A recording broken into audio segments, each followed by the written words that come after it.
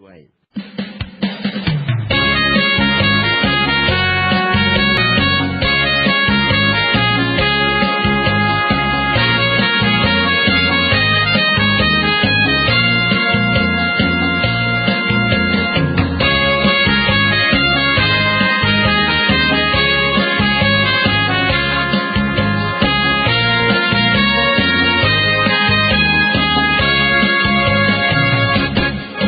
ดินนี้เป็นบ้านเฮาหักเหลือหลายจนวันตายสิว่าวายดินโถมหน้าแผ่นดินทองของเราเลี้ยงใหญ่มาบ่ลืมคุณเข้าป่าและอาหารมียอดชักอยู่ในดินกินอยู่ในน้ำมีวิวงามมียอดธรรมมีหลายด้านกษัตริย์องค์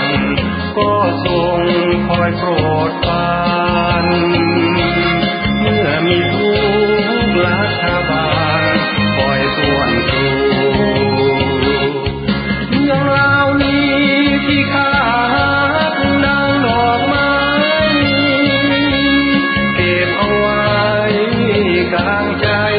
ไฟมาลูสู้บ่ถอยสู้แค่ตายให้โลกรู้ให้ลาวอยู่ผู้ฟ้าสงไขใจมันไว้กตัญญูกตเวทีดินลาวมีคุณความดีเหลือนับได้ให้ความสุขสบายที่สลายขอมอบกายให้อิ่มท้อง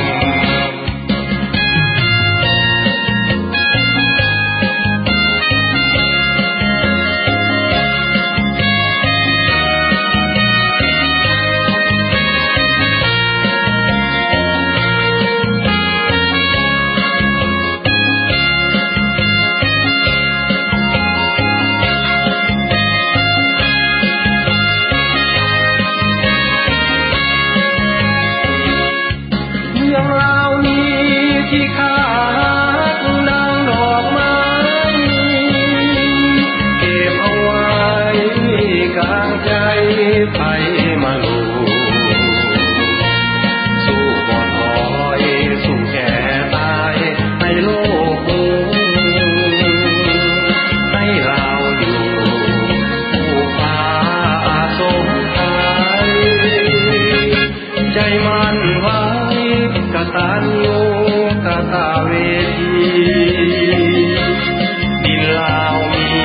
คุณความดีเหลือนับได้ให้อยู่กินให้ความสุขสบายที่สลายขอมอบกายให้อิ่มท้องที่สลายขอมอบกายให้อิ่มท้องที่สลายขอมอบกายให้พินทอง